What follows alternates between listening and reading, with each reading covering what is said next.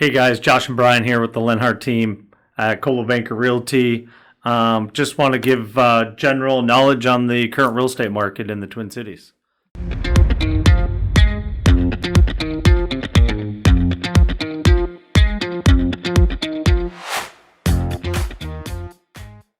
One of the questions we're getting asked a lot right now, or and a little bit of what we're seeing, is just this lack of inventory. So I think kind of speaking to that of where it's a little bit of where it's currently at and where we kind of see it going, and also why is it that way?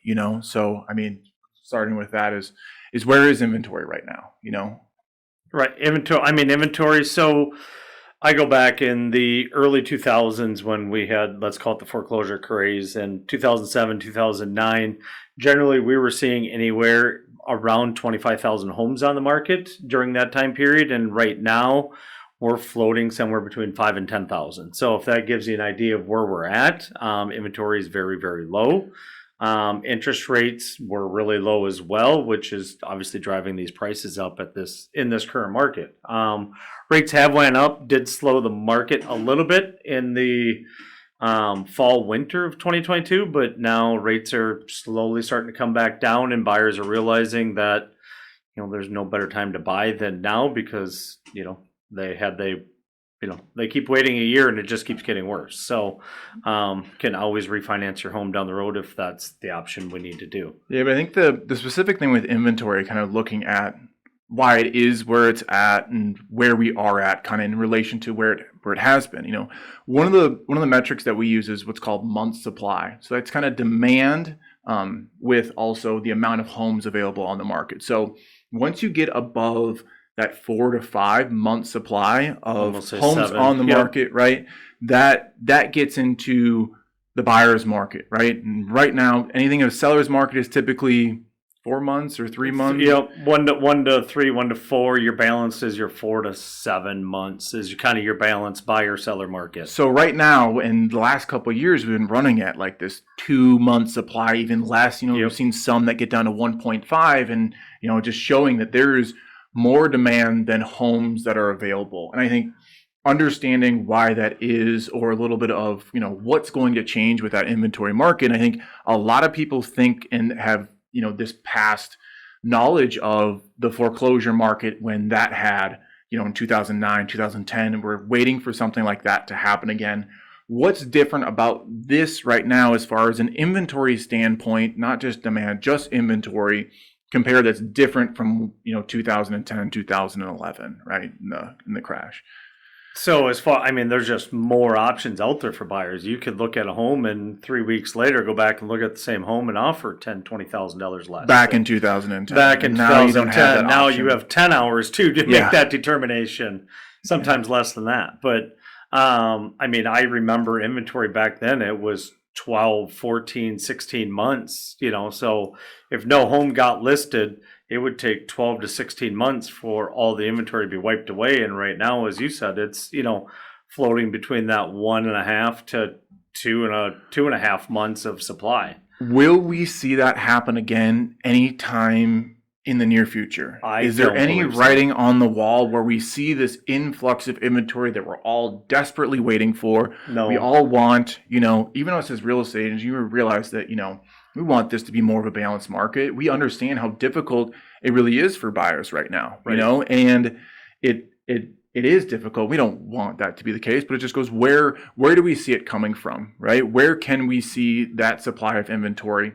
And I think it's just, knowing that, one, foreclosures are near record lows. They're starting to creep back a little bit. We thought when the pandemic happened, when 2020 happened, and they had that mortgage forbearance, and you had all these signs in the water of going, we're going to have this huge influx of foreclosures come onto the market, and inventory was going to skyrocket, and it never happened. Right. And you realize that everybody that went into forbearance really did it based off of a choice. Yep. So now, and we're very in tune when it comes to the foreclosure market. Josh, you've been working with foreclosures in the banks for, how many years now? Since 2007, 2008. Right. So you're one of the first people to know when a house is going to go into foreclosure and know that it's going to be, on the market. And I mean, how many foreclosures have you had in the past 3 or 4 years? It's been I've had a couple that I've listed, sporadically here and there, but it has not been many. So I think that that's, when people think that that's going to happen again and we're going to see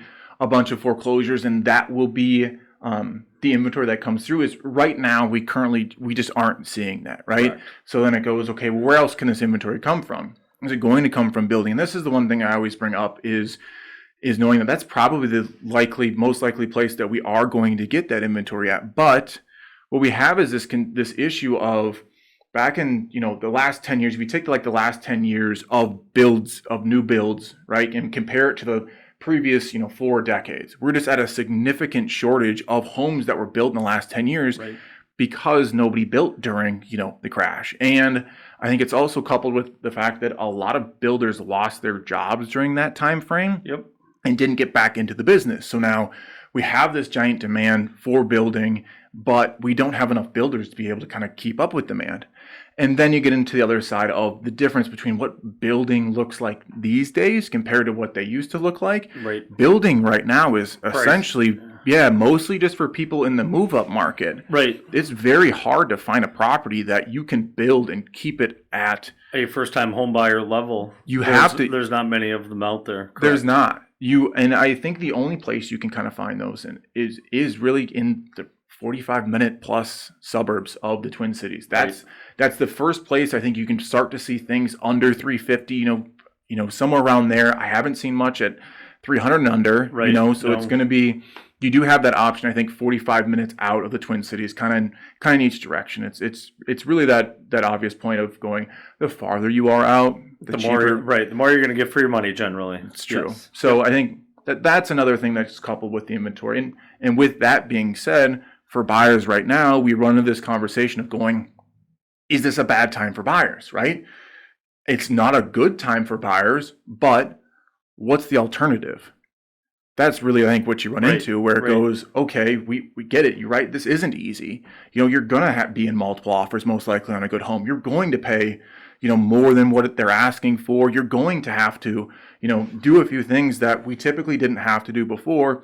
But what's the alternative? Right. When they're renting, the rental market is insane. They're building more apartment buildings everywhere just because buyers aren't able to get into houses, or they're not, they give up or just don't think they can or don't want to pay those prices. And you're going to rent for a year or two. And unfortunately, the prices are going to keep going up, and we don't know what interest rates are going to do. So.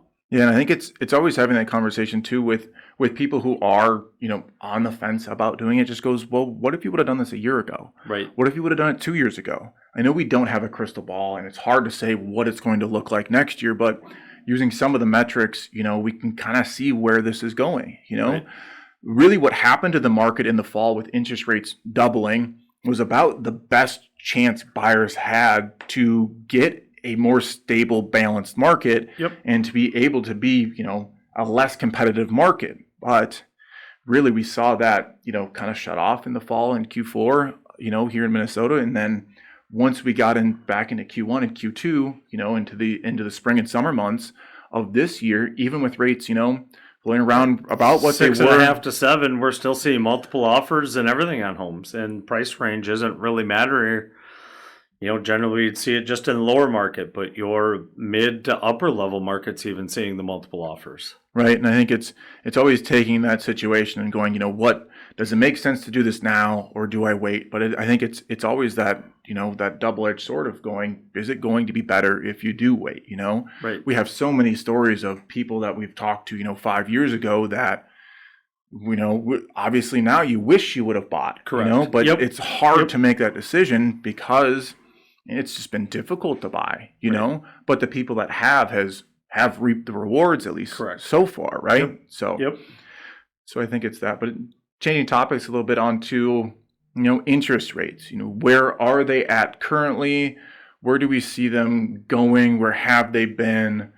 Are we going to get a break from them? Are they going to go back down into 3%? What are you seeing? What are you hearing? Talking with the lenders we work with, and reading and listening to the webinars that we've been listening to, currently rates are sitting that 6 to 7%. They get, they change every day. They change hourly. So, until you get an accepted contract, you really can't lock into your interest rate. So, the quote you got yesterday may not be the same quote you're going to get today. So, going that direction is, working with your lender when you're talking to them. I mean, as I said, it's when is the best time to lock? I mean, you can play the game of, do we think they're going to go back down? Yes, we do. And that's just going to create more demand, in my opinion, for the buyer's market. So where do you see them going down to? That's the big question. I believe we're probably going to float somewhere in that 4.5 to 5.5 market. But I think it's going to take a year and a half to 2 years to get there. Okay. That's what the experts have been saying. People that, watch that stuff for a living. Do it for a living, yeah. Yeah. So that's the knowledge I'm going based off from and the information I'm taking. So, that's my thoughts. And I think demand is going to continue to push as rates go down. It's going to bring more buyers back into the market as they go lower. The one little silver lining of that too, just to kind of realize is, right, interest rates start to go down, we're probably going to get more demand, right? With no inventory, that's going to be, even a scarier seller's market, I guess, for buyers, or Right. It's going to push prices even higher. But I think in that silver lining is when those rates start to go down and come into, more normalized of what we're used to, you're going to see hopefully some more sellers acting on that, right? Where it's a lot of people, and a lot of the lack of inventory is a lot of people right now, you're in your homes at 3%, and you go, well, I know this isn't my ideal home forever, but what's the alternative? Right. It's $100,000 more and a 7% interest rate or 6.5% interest rate. Like, I won't do that. I think that having that drop down a little bit is going to bring some of those people who are currently renting or not, that don't currently own a home. But I do see that to move some of those people that have been in their first homes, right? Those first time home buyers that are sitting on their 3% interest rates to go, okay, well, I have a bunch of equity in my home. Right. Maybe I can go build it this time, right? Yep. Maybe I can go to that next step. Maybe there is a little bit more inventory. Get you in that move up. And that's where we're missing our homes is your first time home buyer that said we can't build them under 300,000 anymore. So we're missing that part of it, which, the guys that are in there at the lower end and they're hanging out with the 3%, right? We need those guys to move to get this market going again. Yeah. So I think with interest rates, right, we were right around 6 to 7. It really does fluctuate kind of quite a lot recently. Yep. There are some big jumps in that. We are getting good information, back from the Fed on controlling inflation. That's the big reason why interest rates are at where they're at. Know that it's not exactly tied to when the Fed raises their rates. Realize that the Fed is very early on telling us what they are going to do. As long as they stick to that plan, then the mortgage market already knows that and has already priced that in. That's why interest rates went right to 7, early on, because they knew what the Fed was going to do, raising that internal overnight rate. So knowing that is the more good information we get from them on controlling inflation, the better the rate should kind of get. But I think it's one is don't wait necessarily for that interest rate to go down. Know that you can refinance, if the situation, as long as you can afford it now, and yeah, just know there's an opportunity for your situation to get better down the road. This is true, I think, with that. But I think it's the other point too of going, we don't see it going back down to 3% or 2%, correct. Or even 4% sounds like that's, could be a high in the sky. Correct. You know what I mean? This is for people that have owned houses for a long time now, are more comfortable and used to, hey, I bought my first house at, 12% or 14%, like 7% would have been a steal of a deal back then, Yep. And I know that my generation or most people in the last 10 years, we're not used to that. And it just seems like we're just, wasting money on interest rate, but it just goes, well, what's the alternative? Correct. Right. So rent, you're paying 100% interest. So yeah. So I think that with interest rates, for the most part, but it's really where we see the market as it stands today. As for a seller, what do you see for a seller right now? Right. Right now, the market's increased 20 to 30% over the past 2 years. It's a great time to sell. We're still short on inventory. Homes are still flying off at record pace. I still think we're under. Call it, number could be skewed a little bit just based off from metrics, but we're probably under 20 days on market for the Twin Cities or somewhere right around there. But Yeah, I mean, it's a great time for sellers to sell if their home looks good, prepped and ready to go. And those are things that, your real estate professional should help you with. And I think the one thing for sellers is we really need them to understand right now is pricing it well. Just Correct. because this is a seller's market does not mean you can list your house for $50,000 over what it's valued at. Right. Those are the homes that we're seeing sit on the market for a weird amount of time, you know, and you can tell that it's somebody trying to really take advantage of this market, and I think the wrong way for the most part. Right. And those homes will sit because as soon as a home is on the market, especially in Minnesota in the 450 and under 400 and under range, right? If that house is on the market for more than 14 days, right, everybody's wondering why. Yep, correct. You really are. So I think advice for sellers, I think all around the country, especially in Minnesota, is making sure you're priced appropriately and let the market dictate what that final price is going to be. And your terms are going to be better. Your showings are going to be better. It's going to be less headache, and you have a good chance of getting higher than what you thought you were going to get. Right, and that was like a current market you just did was we were looking at comps at it, and yes, they were all selling at that 350 price range, but we had to look to where did these prices start, which they were all starting under 325. You let the marketing and the market push your price back up where it should be. Yeah. Versus, there was a couple of comps in there that started at that 350 price, and one hadn't sold yet, and they were sitting there. So those are the things you got to work with your agent and determine where is my best starting price. So. Yeah, for sure. And I think we realize that too. It becomes kind of blatantly obvious when you have a house that goes into multiple offers, right? Right. And you get to pending, or maybe you have an issue with inspection, or maybe you have an issue with appraisal, and it comes back on the market. We go, okay, well, we had 3 offers at $30,000 over our asking price, and they go back on at that offered price, right? $30,000 over what they asked the first time, and then it doesn't sell. Right. And then it sits. Yep. And they don't get it. Right. Right. So I think that's really proof of, don't do it that way. Don't push it. Don't push the price, Right. And you'll get to where, the market really demands and feels like it should be. Correct. Yep. So we're for the wise for sellers in this market. Yep. But, so I think that, that gives us a little bit of an update of where we're at in the current buyer market, seller market, interest rates, and what we predict or see going forward. Yeah.